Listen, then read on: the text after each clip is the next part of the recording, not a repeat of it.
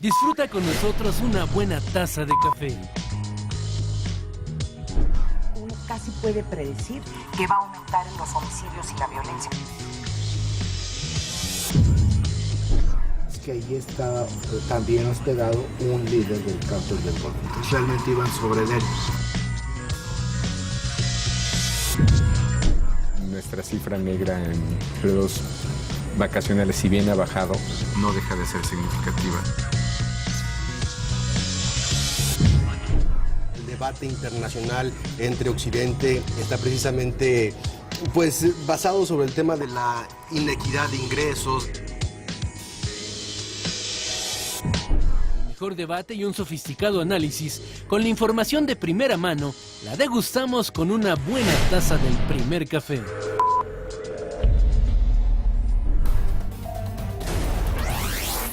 Diputados aprueban en lo general las leyes secundarias en materia de telecomunicaciones. México y Guatemala reforzarán medidas en favor de los migrantes. El programa Frontera Sur es un paso firme en esa dirección. Estamos convencidos de que podemos convertir el desafío de la migración en una oportunidad para el desarrollo compartido de nuestras naciones.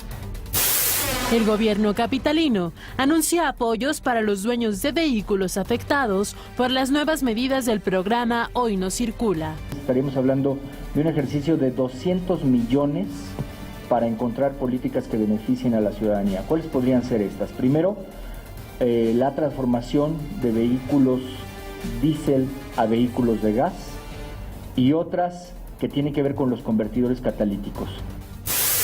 Muere Alfredo Di Stéfano, ícono del Real Madrid.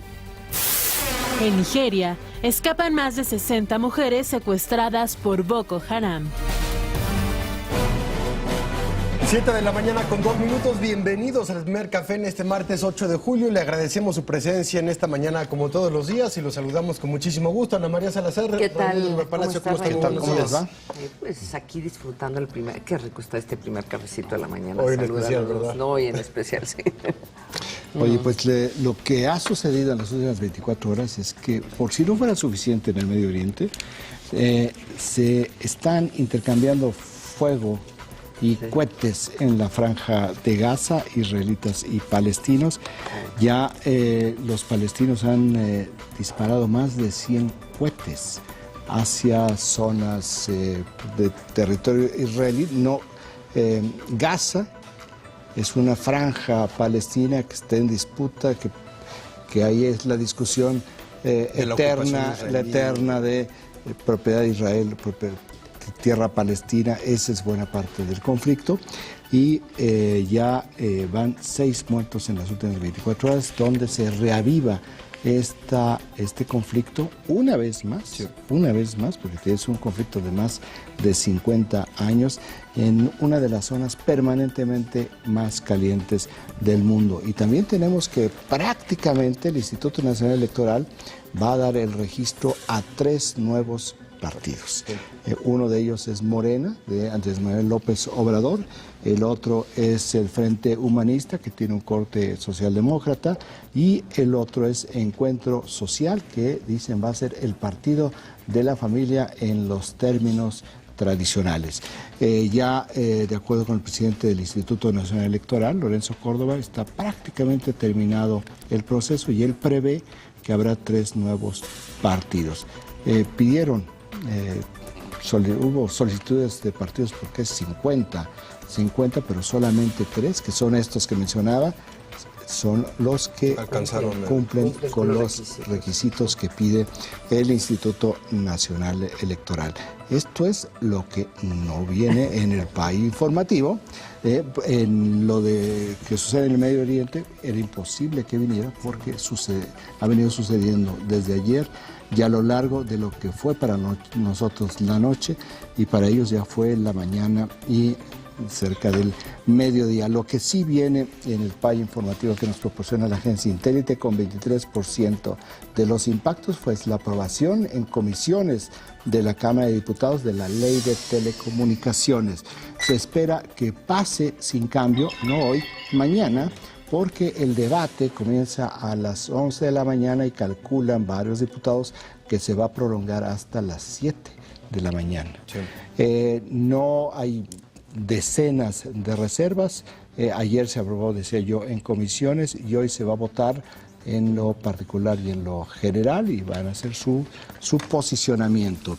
Es altísimamente probable que mañana, para esta hora, ya exista una ley de telecomunicaciones. El segundo tema es esta reunión en Chiapas entre los presidentes Enrique Peña Nieto y Otto Pérez Molina después del sismo para lanzar el programa Frontera Sur, que tiene que ver con la parte migratoria, no únicamente los niños, sino es mucho más amplio, pero sí hay un énfasis en la protección de los niños que están migrando a Estados Unidos y también en buscar y combatir las fuentes que estimulan a través de un negocio ilegal este tipo de migración. Del tema vamos a hablar un poco más adelante. El tercer tema, baja la percepción de inseguridad ligeramente, de acuerdo con la encuesta del INEGI en las zonas urbanas, es decir, es una encuesta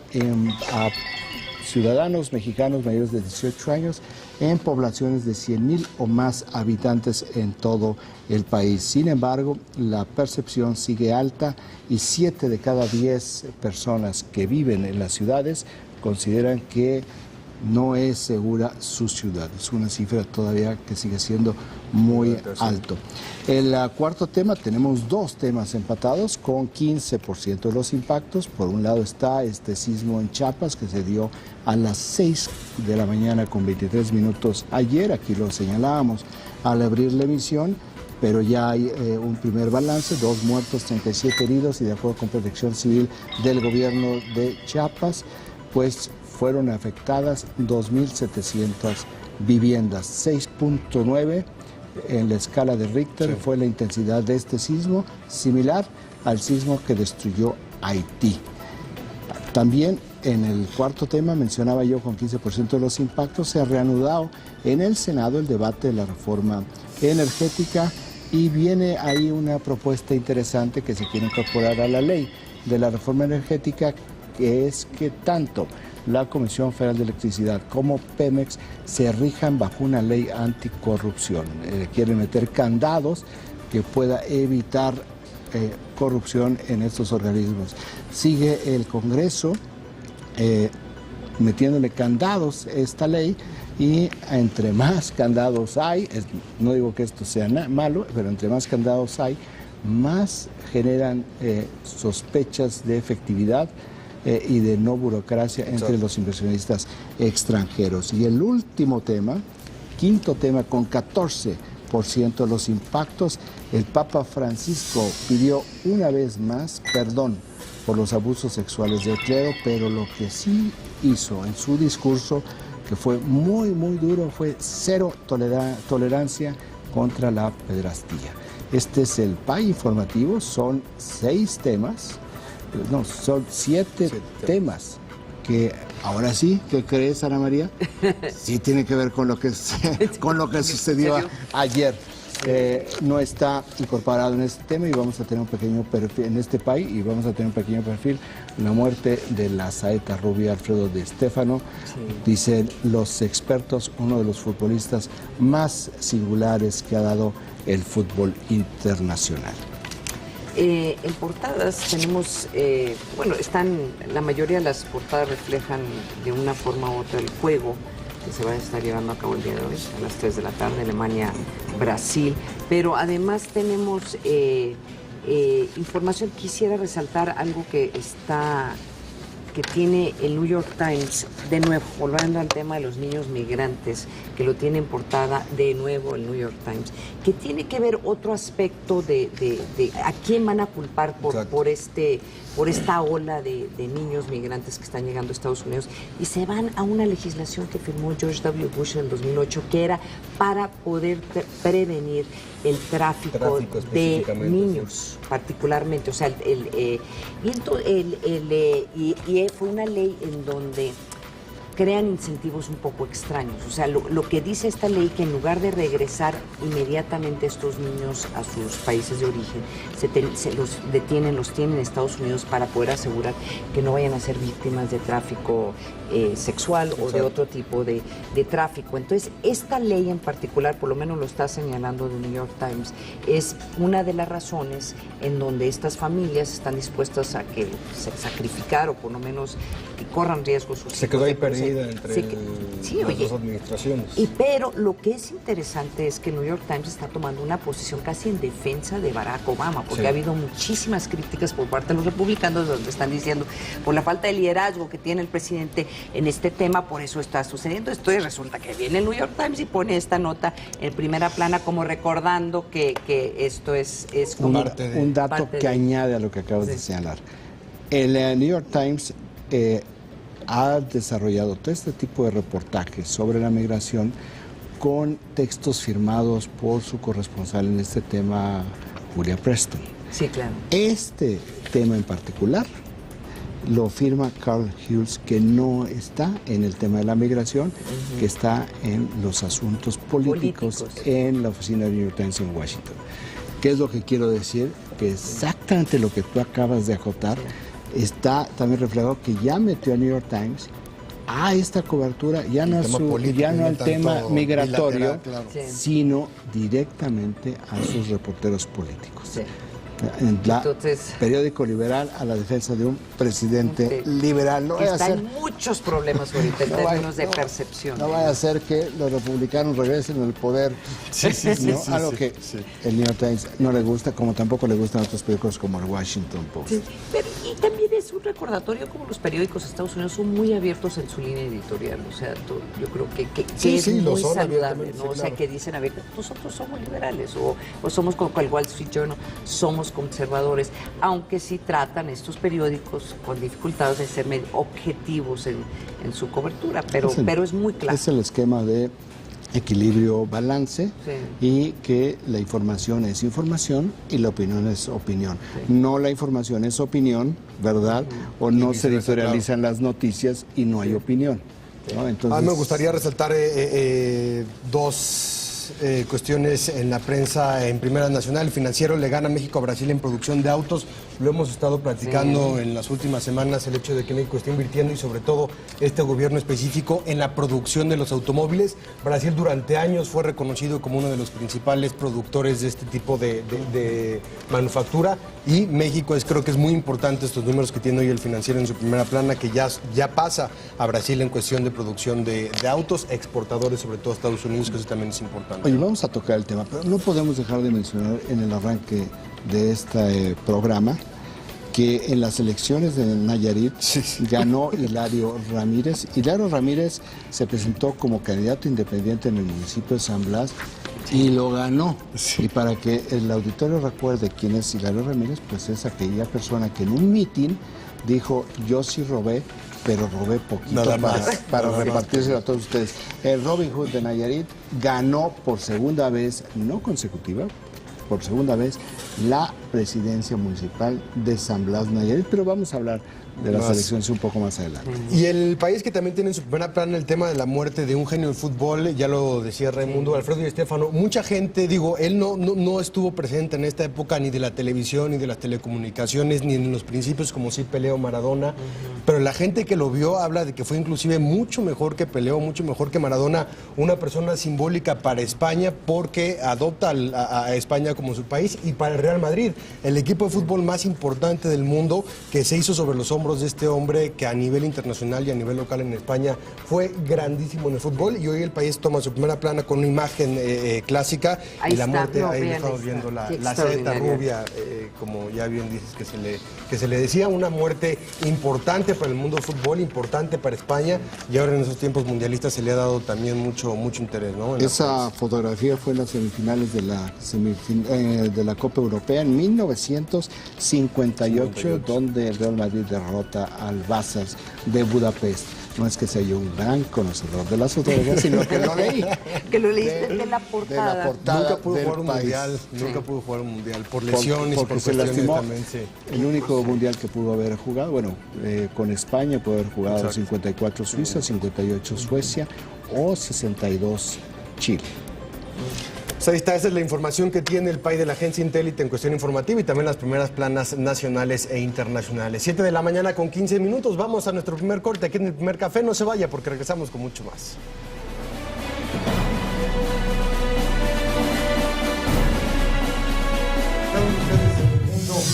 ¿Qué es lo más importante de cuanto hay importante en el mundo? Ustedes. El que no crea que él o ella es lo más importante que hay en el universo, está equivocado. Es un camino que conduce a nosotros mismos. Conócete, el poder está en ti.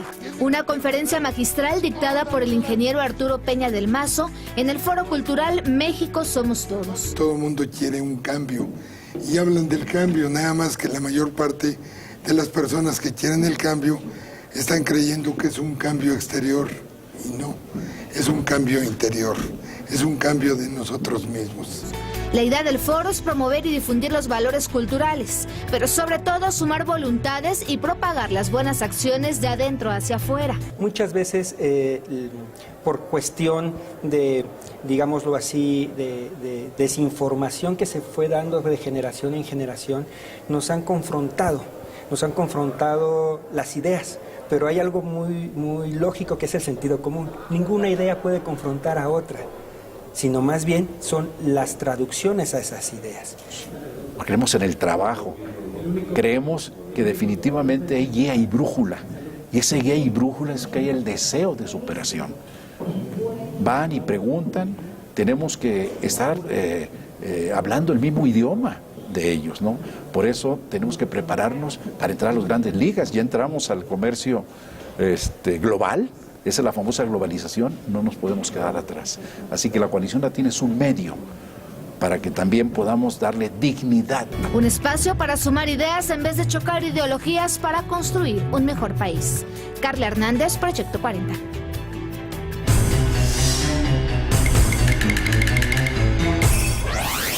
Desnutrición en el mundo. El 14.3% de la población no consume los alimentos necesarios. Entre 2011 y 2013, sufrían hambre crónica 842 millones de personas. El dato útil para comentar en el café. El panorama informativo desde el ángulo de la opinión y la experiencia. Informativo 40 con Pablo Iriar. Lunes a viernes, 14:30 horas. Proyecto 40. Porque tú lo pediste, seguimos cumpliendo en Decisiones por Colonia. Iluminaremos todas las colonias de la Ciudad de México.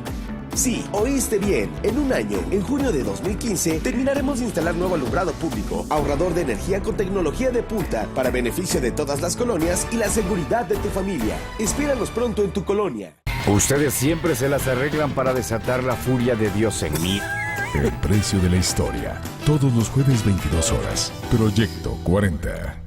8 de septiembre, 1994. El paciente insiste en tener un show de famosos en internet en el futuro.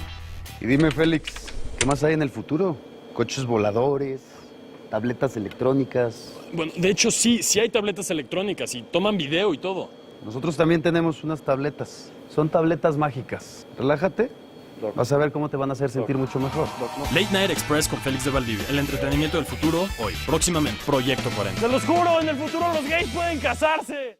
México, capital ecológica del mundo. Representantes de más de 70 parlamentos de diferentes países se reunieron en la Cumbre Mundial de Legisladores este 6, 7 y 8 de junio para discutir propuestas que procuren un consumo más racional de los energéticos, contribuir a resolver el problema del cambio climático y evitar el deterioro de bosques, ríos y lagos. Se firmaron acuerdos que protegerán mejor el medio ambiente en todo el mundo. Cámara de Diputados, Senado de la República, 62ª legislatura. ¿Qué convierte a un deportista mejor que otro? Fútbol 360. Jueves 17:30 horas. Proyecto 40.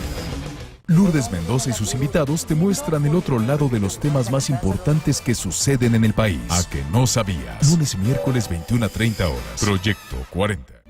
Significa poder demostrar mi mayoría de edad. Significa poder identificarme como mexicano. Significa poder decidir quién gobierna. Si tu credencial para votar significa mucho para ti, revisa los recuadros de reverso. Si no hay un 15, renuévala ya, porque no la podrás usar como identificación oficial ni para votar. Si no tiene números, la vigencia está en la parte de enfrente. Contigo, México es más. Súmate. Instituto Nacional Electoral, INE. Cada día vive un estilo de vida diferente, porque la vida es cine. Viernes, sábados y domingos. Proyecto 40. Este mes en Central, no pierdas el estilo y luce espectacular con los tips que Michael Kors te compartirá. Revistacentral.mx. ¡Cómprala ya! Hablar de política es su pasión. Contrastes 40. Todos los miércoles 23:30 horas. Proyecto 40.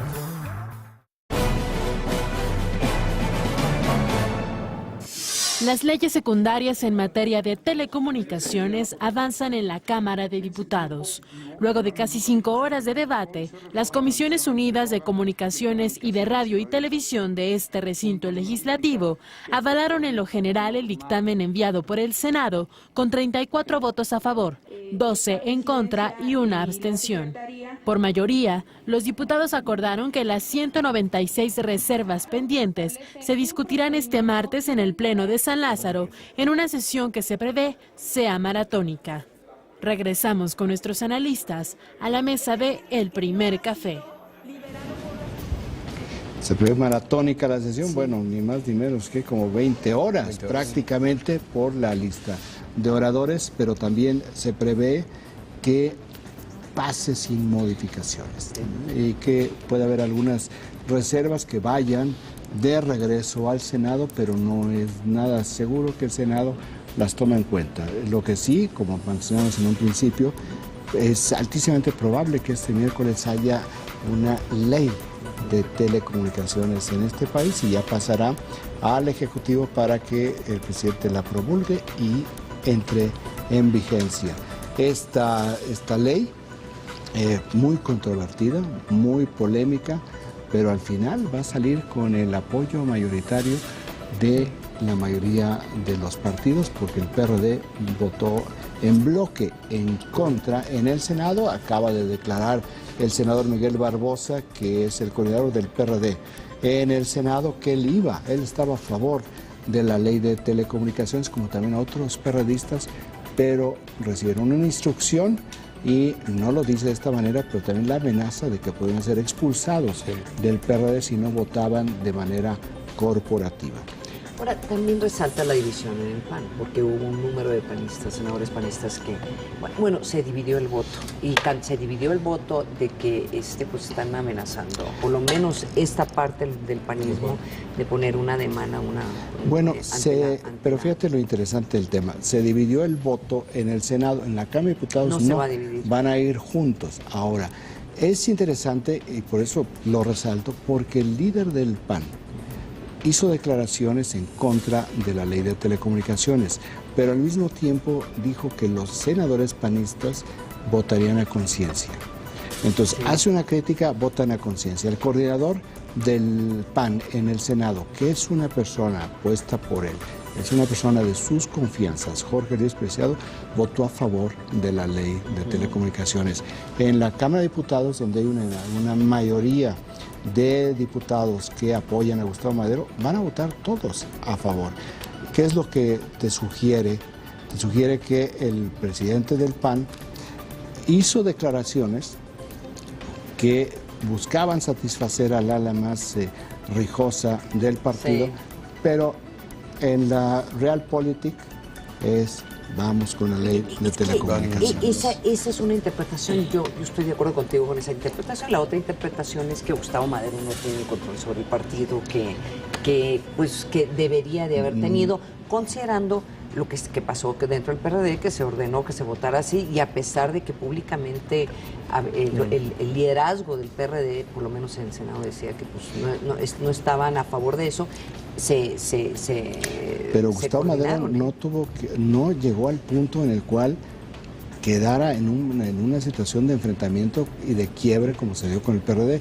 Él dijo, esto no me gusta, pero ustedes hagan lo que piensen que es conveniente. Y su propia gente votó a favor, sí, claro. no en contra. Entonces, aquí hay estos dobles lenguajes de la política donde buscan apelar a un segmento, pero vas realmente con lo que plantea, con lo que tú crees finalmente y con lo que es suficiente para que se pueda aprobar. Fue suficiente de manera amplia en el Senado y va a ser suficiente en la Cámara de Diputados porque además no es una reforma constitucional. Esta ya se dio el año pasado, es 50+1. Y 50+1 prácticamente la tenía el PRI y sus alianzas con el Partido Verde y Nueva Alianza en la Cámara de Diputados. Bueno, pues con el PAN va a ser abrumador el voto que se espera para mañana. Pues eso es lo que está pasando ahorita con el tema de la reforma en telecomunicaciones. Ya mañana le estaremos entrando más sobre lo que pase en la de diputados. Va a estar largo, pero bueno, ya sabemos, ya como bien dicen, probablemente podamos darle ya a esta hora los resultados de la votación final sobre la ley de telecomunicaciones en la Cámara de Diputados. Y que ya falte para promulgarse. Bueno, vamos con más información. Los mandatarios de México y de Guatemala presentaron el programa Frontera Sur, que tiene como objetivo poder regular los flujos migratorios al país.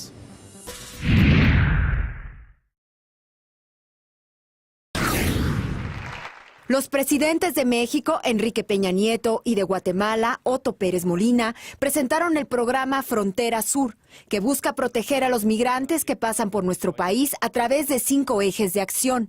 Para los migrantes, insisto, para que la migración sea más segura, tiene que ser más ordenada. El programa Frontera Sur es un paso firme en esa dirección. Estamos convencidos de que podemos convertir el desafío de la migración en una oportunidad para el desarrollo compartido de nuestras naciones. La estrategia se basa en el ordenamiento de los cruces internacionales para incrementar el desarrollo de la región. Incluye infraestructura, combate a las bandas de delincuentes que agreden a los migrantes, permisos que garanticen hasta por 72 horas el tránsito de guatemaltecos y beliceños por Campeche, Quintana Roo, Chiapas y Tabasco, así como una plataforma digital que ayude a tener mejor control de la frontera. Ambos gobiernos estamos trabajando en el desarrollo de una plataforma tecnológica que permita compartir en tiempo real la información biométrica y registral de los procesos migratorios. En pocas palabras, tener una clara radiografía, una fotografía y datos dactilares y de otro tipo que te permitan hacer identificación plena de quienes hacen cruces por nuestras fronteras.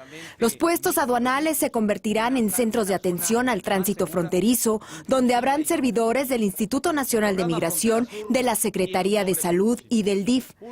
Somos la puerta más grande que tiene México hacia Centroamérica y por eso agradecemos que sea aquí donde se concentren esfuerzos para que los migrantes reciban un trato digno, para que su camino sea más seguro, pero sobre todo para que sus derechos humanos sean respetados. De acuerdo con la Secretaría de Gobernación, el año pasado ingresaron 250,000 centroamericanos por nuestro país. México atendió a 11,000 menores migrantes. Todas estas acciones se enmarcan, señor presidente, en el programa Frontera Sur que usted presenta el día de hoy. Es una iniciativa que permitirá saber quién entra al país y cuál es su destino, para poder garantizar su seguridad y su integridad. Damos así un paso adelante en la construcción de fronteras que unan en lugar de separar.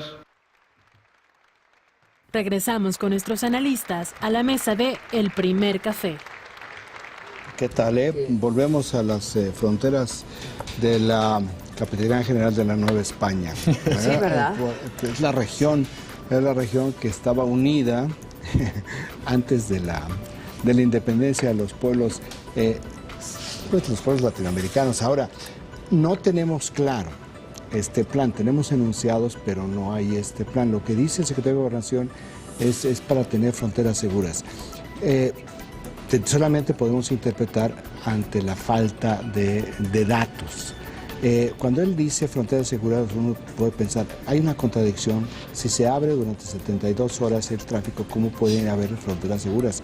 Pues a menos de que nos aclaren rápidamente, si están planteando fronteras seguras, en realidad lo que están sugiriendo es un corrimiento de la frontera mexicana hacia el istmo de Tehuantepec. Exacto. Entonces, esto tiene serios peligros para el sureste mexicano, porque si la frontera real va a estar en el istmo de Tehuantepec, que por lo demás es fácilmente manejable, porque son 180 kilómetros de ancho, no es una zona tan porosa como lo que existe en el Suchiate y lo que existe en el área de Corozal entre Quintana Roo y Belice, pues entonces cambió la frontera estratégica de México, del Suchiate al istmo de Tehuantepec. Y cuando digo que esto puede generar serios problemas en el medio y largo plazo para los estados del sureste, es que si se establece la frontera en el istmo de Tehuantepec, de alguna forma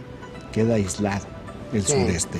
Ya hubo un intento en el gobierno de Vicente Fox, por presiones de Estados Unidos, de hacer la frontera, la real frontera de Centroamérica en el istmo de Tehuantepec. Y el entonces secretario de gobierno del gobierno de Chiapas, Emilio Cebadúa, hizo un gran alegato del por qué esto iba a separar a Chiapas. Él lo hablaba por Chiapas, pero en realidad se puede plantear de otros estados también en el sureste, porque entonces habría estos límites fronterizos con todos sus asegúnes burocráticos y policiales en el istmo de Tehuantepec. Ojalá y esta interpretación sea incorrecta, porque lo que hasta este momento nos está diciendo este nuevo plan es fronteras seguras, porque ya no va a haber tráfico. Y no es una correspondencia absoluta con Estados Unidos, entendiendo que tienen que solucionar un problema a corto plazo, que es el tema de los centroamericanos, porque para México el hecho de que la frontera esté semiabierta en ese sentido no es ninguna afectación,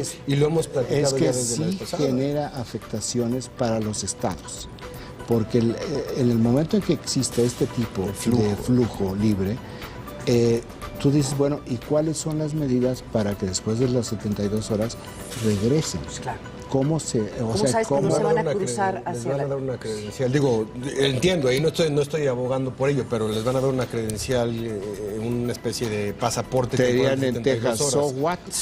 Claro. ¿Qué? No, y los números que está dando el secretario de Gobernación, estamos hablando que al año están cruzando 250,000 centroamericanos, y creo que el dato es mucho más grande. De los 250,000, 11,000 pudieron atender el año pasado. ¿Cómo van a hacer? O sea, la verdad. Y otro tema, yo creo que con lo que acaban de declarar ayer, crean incentivos para que los centroamericanos se crucen a México.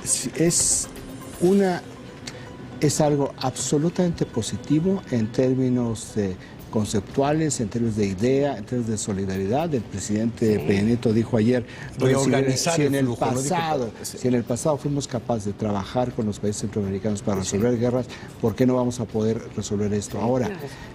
Décadas, era algo que tú decías hace unos momentos, décadas lleva el gobierno de Estados Unidos presionando a México para que la frontera de sur de Estados Unidos no sea en el río Bravo, sino que sea en el Suchiate. Lo que quieren los Estados Unidos es que México, históricamente, que México sirva como, le llaman un buffer state, como un país que sea el amortiguador de la migración centroamericana y también de la criminalidad que viene de Centroamérica.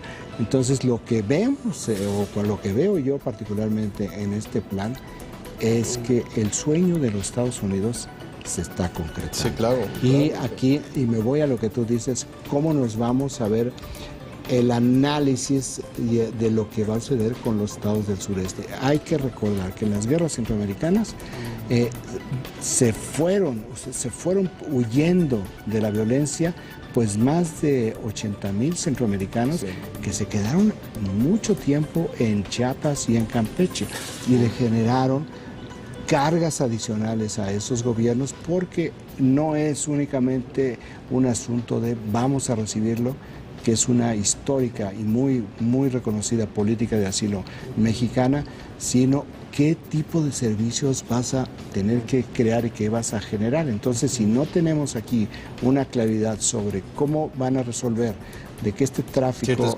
de esta liberalización del tráfico, no te signifique la permanencia, entonces sí va a haber un problema que van a tener que enfrentar los estados del sur y del sureste, y también en un tiempo el gobierno federal. A la prensa internacional no se le dio ningún tipo de reconocimiento a este evento el día de ayer, es decir, entendiendo que tienen un problema en la frontera norte y que nace en la frontera sur. ¿Por qué que reconocer a la prensa de Estados Unidos? No, bueno, como parte de la problemática a nivel regional, este es creo que la primera toma de decisión que se hace por parte de los gobiernos pero no es consecuencia de la prensa. La Secretaría de Gobernación tenía el diagnóstico hace ya mucho antes de que el presidente Obama planteara este tema a nivel público, de lo que estaba sucediendo con la migración y particularmente con los niños. Lo que quiero decir es que no hay una serie de revelaciones por parte de la prensa norteamericana. Yo me iría inclusive más allá. Ana María, ¿cómo trabajan los Estados Unidos? Te crean una situación de crisis a través de los medios y entonces viene una política, ¿verdad? Sí. Entonces, mira, pero te generan o sea, son buenísimos creando las condiciones para decir tenemos que actuar, porque de esta forma tú lo que haces es que sensibilizas a la población sobre un tema y cuando viene la política ya no entra en frío. ¿No? Por eso yo diría... Ya hay cierto consenso o división, pero por lo menos... Pero ya es un tema debatido en los medios de lo que vas a venir. Ahora, considerando que el sur de México continúa siendo una de las partes del país donde hay más problemas sociales, donde hay más pobreza, la posibilidad de que pueda incrementar en una forma importante el flujo de centroamericanos, me recuerda a lo que pasó en las guerras centroamericanas, en donde tú tienes 80,000 desplazados y muchos por razones políticas, pues mucho el temor que tenía el gobierno de México en ese entonces es qué podían, estos grupos, qué hacen en el sur de México, en donde ya había descontento. ¿Quién se te metió, verdad? Sí, hombre, entonces se le podría convertirse en un gran dolor de cabeza para el gobierno mexicano. Vamos a ver cómo se desdobla este plan Frontera Sur para ver exactamente cuáles son los controles que tiene el gobierno mexicano, porque esto tampoco fue un asunto de improvisación, se viene trabajando hace tiempo, y también qué es lo que están pensando en términos de seguridad, cómo va a estar funcionando la migración en el Suchiate y cómo va a estar funcionando en el Istmo de Tehuantepec. Tienes razón. Entonces estaremos viendo el tema también a mediano y a largo plazo. Vamos con más información. El sismo que se registró el día de ayer dejó daños materiales y también pérdidas humanas en Chiapas y en Guatemala. Vamos a conocer qué fue lo que ocurrió. A las 6 de la mañana con 23 minutos de este lunes, se registró un sismo de magnitud 6.9 que tuvo epicentro a 47 kilómetros al suroeste de Tapachula, Chiapas. El gobernador de la entidad, Manuel Velasco Coello, informó que el saldo es de 3 muertos. Además, se reportaron fisuras en viviendas de la región Soconusco, donde se sintió con mayor fuerza. El aeropuerto de Tapachula tuvo leves daños materiales. El temblor fue poco perceptible en Veracruz, Oaxaca, Morelos y el Distrito Federal, pero en Guatemala sí hubo daños mayores. Hasta el momento se reportan 4 personas muertas. El presidente Otto Pérez Molina informó que la magnitud en la zona fue de 6 grados Richter. La Coordinadora Nacional para la Reducción de Desastres decretó alerta naranja para la evaluación de los daños y el apoyo a los afectados. La ministra de Educación suspendió las clases en la mayoría de departamentos del oeste del país.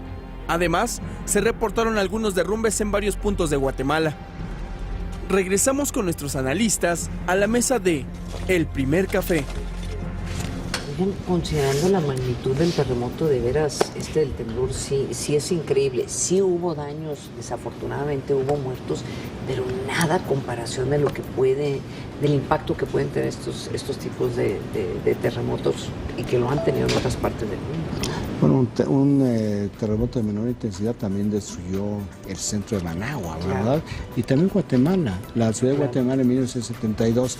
Ahora, sí hay daños en la infraestructura carretera, yo vi algunas fotografías realmente de afectaciones y bueno, otra vez un fenómeno natural que se le tienen que dedicar recursos federales. En la parte de Guatemala hubo el reporte ayer era de una persona muerta, pero más por el impacto. Sin embargo, en la carretera que cruza por Tucumán, la frontera que está con Chiapas, donde hay el principal cruce entre Guatemala y México, esa carretera que también sirve para rutas de comercio de pequeño y mediano tamaño, resultó afectada. De deslaves se estaba limpiando desde ayer en Guatemala la carretera panamericana que va por otro lado, es una carretera federal en Guatemala, que es donde pasa pues todos los productos que van hacia el mercado de Estados Unidos o al mercado mexicano, no resultó afectada. Solamente en la provincia, en el departamento que está pegado exactamente, muy cercano a Tapachula, resintió el temblor. Curiosamente, lo que ayer pensábamos que era más en Guatemala resultó ser mucho más afectación en la parte sur de Chiapas. Oye, de nuevo, retomando la vulnerabilidad de esta región, acuérdense, todavía toda esta región centroamericana está todavía recuperándose de otro desastre natural que fue el huracán Mitch. O sea, todavía estos cotos de pobreza es en parte está reflejado por uno de los grandes desastres naturales que pegó. Entonces, sí, cada vez que veo, cuando tú ves esta región centroamericana sur de México, pues ahí van trabajando, ahí buscando, van, de repente y luego pácalas. Te cae chagüete natural. Oye, como ya le comentábamos al principio del espacio, el domingo se realizaron elecciones en 3 estados de la República para elegir a los representantes de algunos ayuntamientos y también de congresos locales. En Coahuila se renovaron 18 diputaciones de mayoría relativa y 9 de representación proporcional. Los resultados dados a conocer por el Programa de Resultados Electorales Preliminares, el PREP, dan la ventaja al PRI en los 18 distritos electorales que conforman este estado. Hasta el momento se tiene un registro del 66% de las casillas, por lo que se conoce la participación ciudadana en ese estado, que alcanzó el 39% más o menos en cuanto a los números allá en Coahuila. Ahora en Nayarit se computaron ya el 100% de las casillas. En ese estado el PREP le da un triunfo de 18 de los 20 ayuntamientos electos a Alianza por el Bien de Nayarit, conformada por el PRI, el Partido Verde y Nueva Alianza. Esta agrupación política además ganó 14 de los 18 distritos computados para renovar a diputados locales, mientras que el PAN se quedó con el municipio de Tepic al registrar el 84% de los votos. La participación ciudadana que se alcanzó en la entidad fue del 58%. Ahora en Puebla se renovaron 2 presidentes municipales. En el ayuntamiento de Acajete, el PREP le dio un triunfo a Antonio Aguilar Reyes, representante de las denominadas candidaturas comunes, quien obtuvo el 37% de los votos. En ese lugar la participación ciudadana fue del 60.47%, mientras que en el municipio de Madero el cómputo del total de las casillas le dio la ventaja también al candidato común Pablo Flores Andrade, quien registró 48% de los votos totales. ¿Qué es lo que nos reflejan estos resultados? No eran las elecciones más esperadas en el sexenio, pero era muy importante para el PRI que después de todo este proceso de desaceleración económica, de conflicto por lo de las leyes, tuviera un buen resultado electoral. Tenemos aquí 2 estados que era previsible el resultado, tanto en Puebla, donde la oposición al PRI, bueno, el gobierno en Puebla es opositor, es panista, pero Puebla, que está es muy de oposición, muy bien trabajado la parte de la oposición, pues siguiera avanzando en la consolidación de Puebla como un estado que está muy difícil para que el PRI lo pueda recuperar. Y la otra es pues una de las maquinarias más sólidas que tiene el PRI, maquinarias electorales más sólidas que tiene el PRI, que es Coahuila, que le falló en el 2012, pero que está recuperando a través del gobernador Rubén Moreira toda esta fortaleza que lo vemos aquí en esta pues aplastante victoria que tuvo hay victorias que son tan aplastantes que dices, es que para qué no perdimos algo, ¿verdad? Sí. Porque porque el costo político de ganar de esta manera es a veces hasta más grande que el costo político de perder, aunque te dirían los políticos, no, si el poder no se regala, el poder se conquista y se busca consolidar. La parte de Nayarit es lo que es muy interesante por lo que está sucediendo, porque si bien el PRI tiene este enorme avance, bueno, le arrebató municipios, el PAN tenía 9 de los 20 municipios, el PRD tenía 1, y de acuerdo a lo que estamos viendo, la alianza PAN-PRD se va a quedar con 1, con 2 máximo, porque el otro municipio es un municipio independiente, que es el de nuestro conocido Hilario Ramírez. Sin embargo, en el caso el que robó poquito. Sin embargo, en el caso de Nayarit, pese a que se ve una enorme victoria del PRI, el PAN gana Tepic. Y en Tepic se encuentra el 50% del electorado. Entonces, aquí Nayarit no es un estado en el cual el PRI se debe sentir tranquilo para las elecciones federales del próximo año, porque el PAN avanzó muchísimo en el caso de Tepic y están muy molestos porque en el cómputo final del PREP, pues lo que parecían algunas victorias para el PRD y para el PAN se fueron hacia el PRI. Los resultados que tú leíste son los del PREP, el programa de resultados preliminares.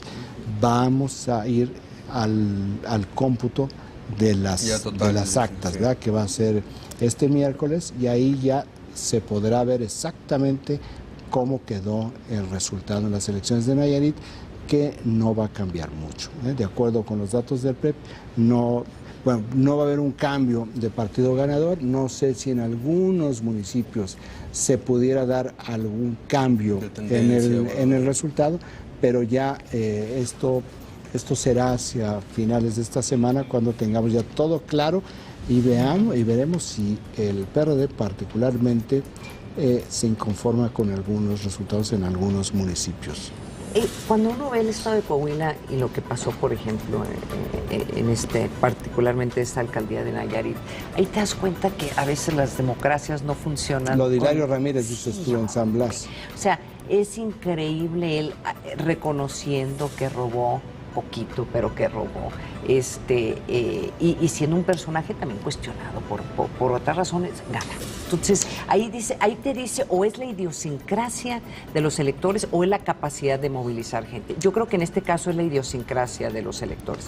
En el caso de Coahuila, también es muy interesante que el PRI haya arrasado como arrasó, considerando todos los cuestionamientos que ha habido el PRI en cuestiones de la posible corrupción de uno de los Moreiras, de deudas, como el tema de la inseguridad, este artículo del País que nos recuerda las masacres que hubo en ese estado. Entonces yo creo que viéndolo desde fuera dice, híjole, las democracias son muy complicadas, ¿no? Déjame irme al matiz. Sí. El reportaje del País en realidad no fue un hallazgo. No, es resultado, como recordatorio, pues. No, es resultado de las investigaciones en Coahuila. Sí. No es un asunto de defender o de atacar, es un asunto de encontrar cuáles son los contextos. Y que hay cosas que no vemos desde la Ciudad de México. Claro. ¿Por qué votaron de esta manera? No podemos decir únicamente que es un asunto de idiosincrasia. Tenemos que revisar la operación política y tenemos que revisar cómo ha sido la obra pública en el gobierno de Coahuila. Entonces, yo no tengo los datos en este momento. La percepción desde la Ciudad de México, que es la que refleja este tipo de escándalos, es cómo es posible que esto suceda. Pero no es lo mismo para alguien en Coahuila lo que puede suceder, lo que pueda sentir, lo que puedan recibir en términos de obra pública.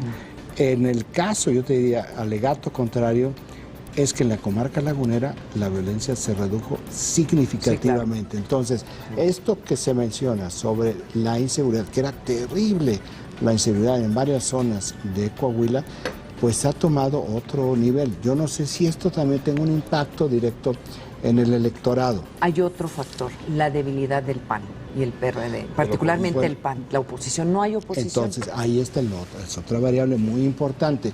¿Dónde está la oposición que no ha podido capitalizar esta imagen que se tiene en otras partes del país.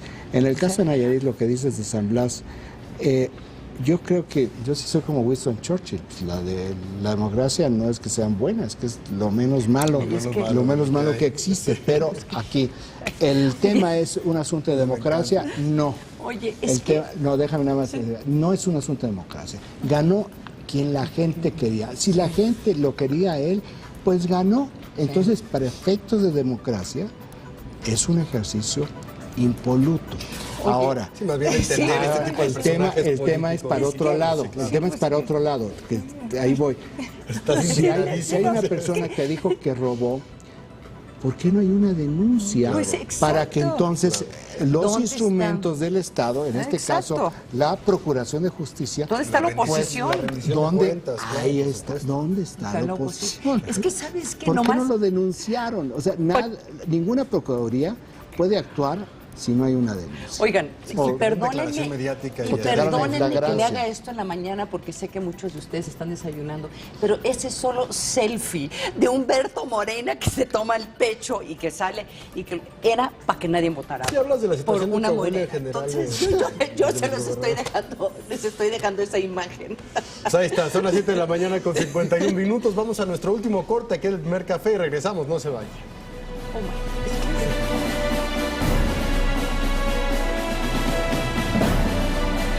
Solicitamos su colaboración para localizar a Juan Gabriel Salazar Ferrer, de 41 años, quien se extravió este lunes cerca de la calle Rubén Darío, en la Colonia Moderna, cerca del Metro Xola. Es una persona de tez morena, muy delgada, 1.65 de estatura, sufre autismo, es tímido y no habla con las personas. En caso de tener información, favor de comunicarse a los teléfonos que aparecen en su pantalla.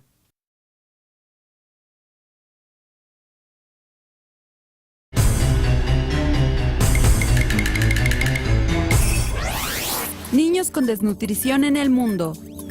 99 millones de menores de 5 años tienen un peso inferior al normal. 162 millones padecen desnutrición crónica. El dato útil para comentar en el café. El momento que el mundo estaba esperando ha llegado.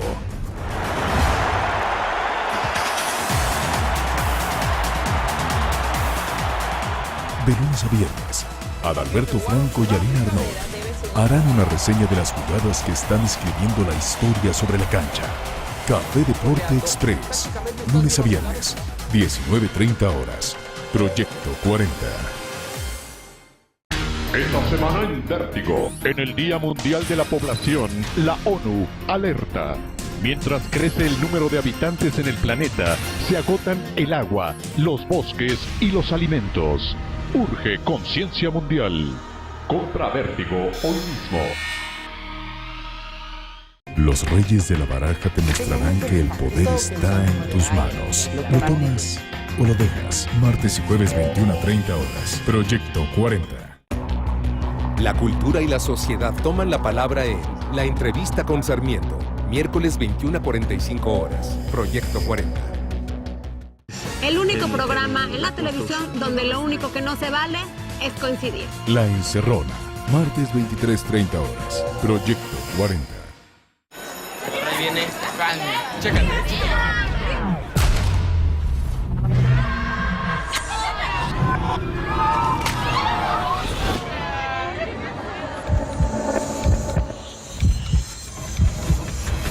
Qué bueno que tienes confianza para decirnos esto. Hay muchos tipos de acoso, pero una misma solución. Tú, confía en ti, guarda las pruebas y no te quedes callado. El silencio es cómplice del acoso escolar. Secretaría de Educación Pública. Gobierno de la República. En la batalla por el poder, todo, pero absolutamente todo, es personal. lunes a viernes 21 horas. Proyecto 40.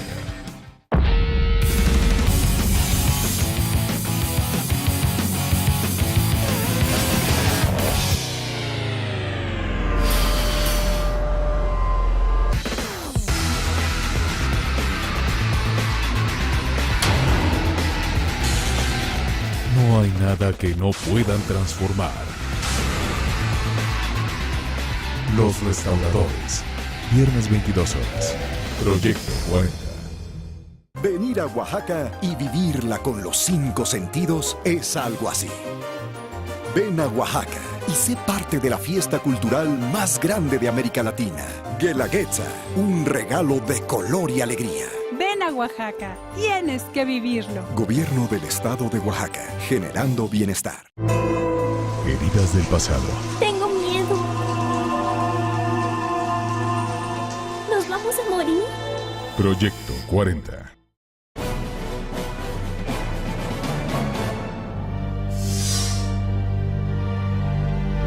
Falleció la leyenda del fútbol, Alfredo Di Stéfano.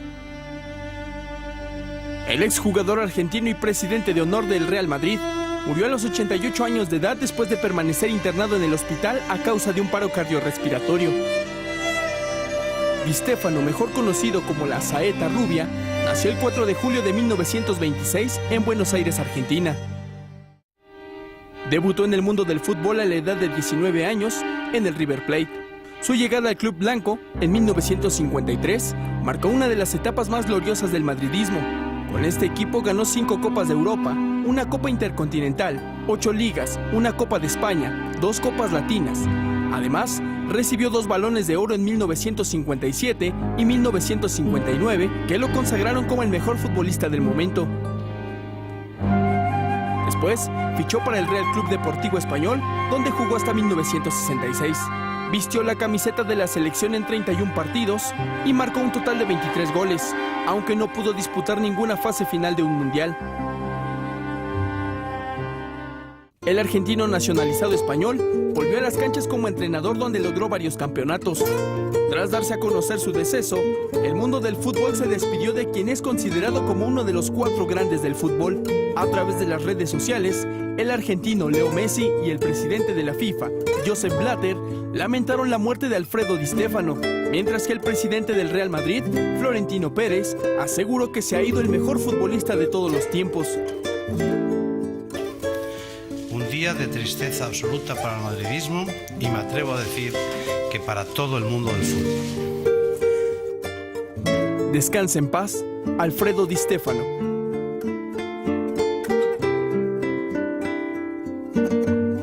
Regresamos con nuestros analistas a la mesa de El Primer Café.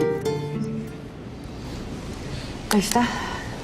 Importante hombre. ¿No vieron algunos videos de cómo jugaba él? Impresionante. No, estoy seguro que yo seguro que no. Pero por eso te está mirando a ti, no me está mirando a mí. Yo me voy a tomar mi café. Es impresionante. Es muy bueno ver, porque en esos tiempos era la fortaleza, el talento, la garra, mucho más que la técnica que tenemos hoy en día.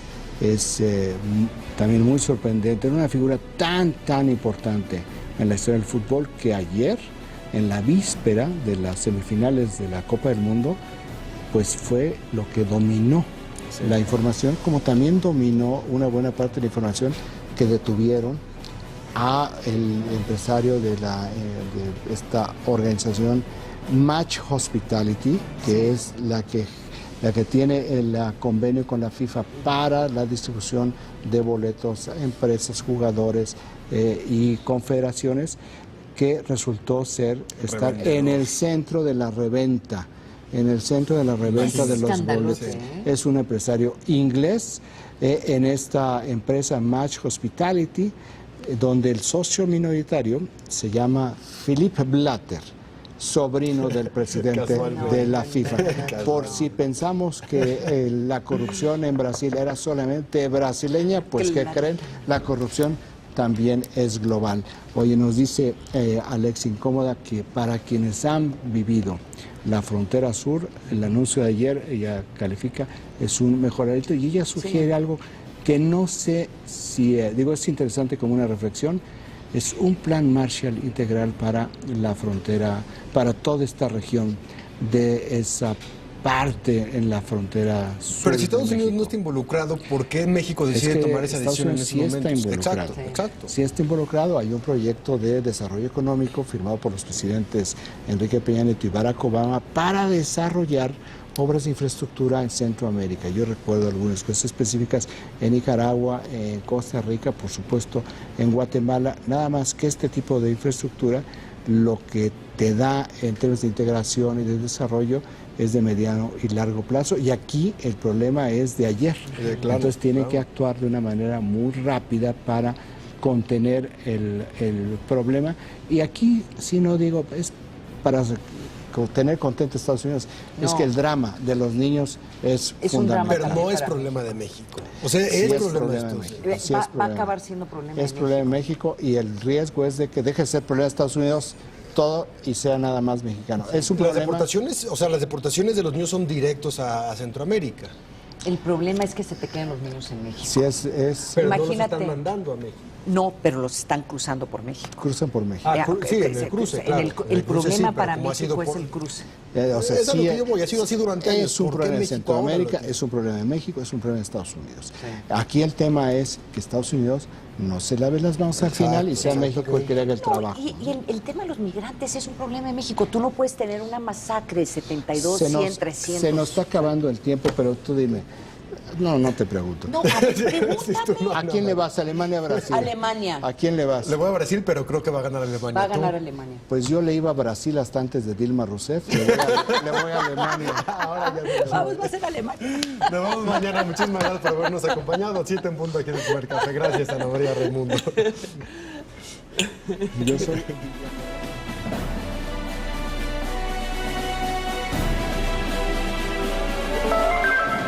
Disfruta con nosotros una buena taza de café. Uno casi puede predecir que va a aumentar en los homicidios y la violencia.